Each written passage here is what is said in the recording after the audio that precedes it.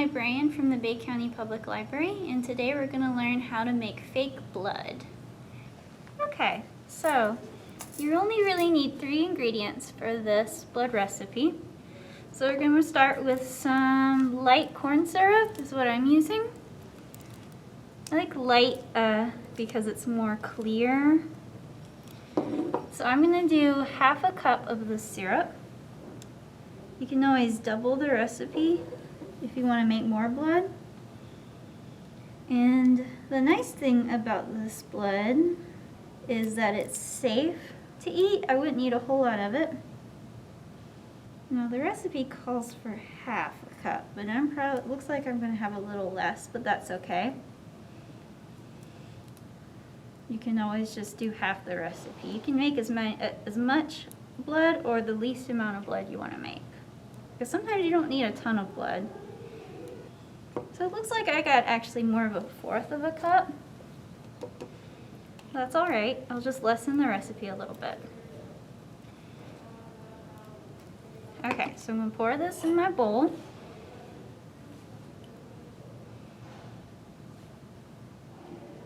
And try and get most of it in there.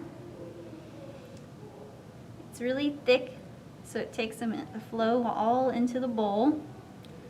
But that's good because it makes the blood look thick and slow and drippy. I'm just going to put this to the side. And now we're going to put chocolate syrup in it, okay? So since I'm having to do half of the recipe, normally the recipe calls for 1 tablespoon of chocolate syrup. So it'd be like half a cup of corn syrup, 1 tablespoon of chocolate syrup. But I used a 1/4 of a cup of corn syrup, so I'm going to do half a tablespoon of chocolate syrup.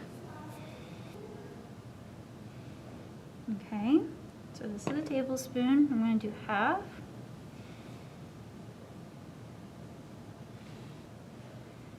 Alright, so now I'm going to put red food coloring in it.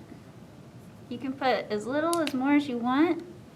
I'm going to start with a few drops, and I'm going to see what color that turns, okay? So let's stir it up.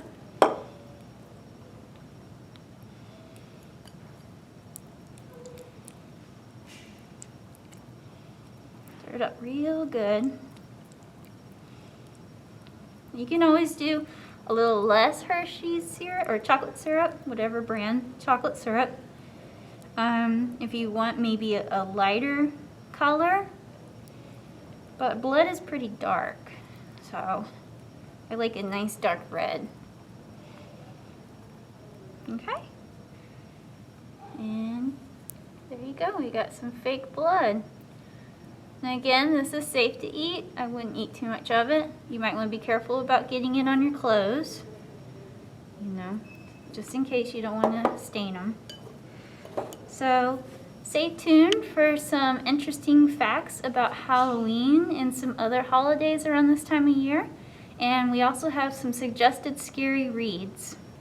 Okay, so we're going to talk about some holiday history. Halloween started out as a pagan festival called Samhain. It looks like Samhain, but it's pronounced Samhain, which was celebrated by the Celtic people of Ireland and the United Kingdom. Samhain marked the time for harvest and the coming of winter. It was also thought to be a time when the spirits of the dead could return to earth and was celebrated with bonfires, costumes, and fortune-telling.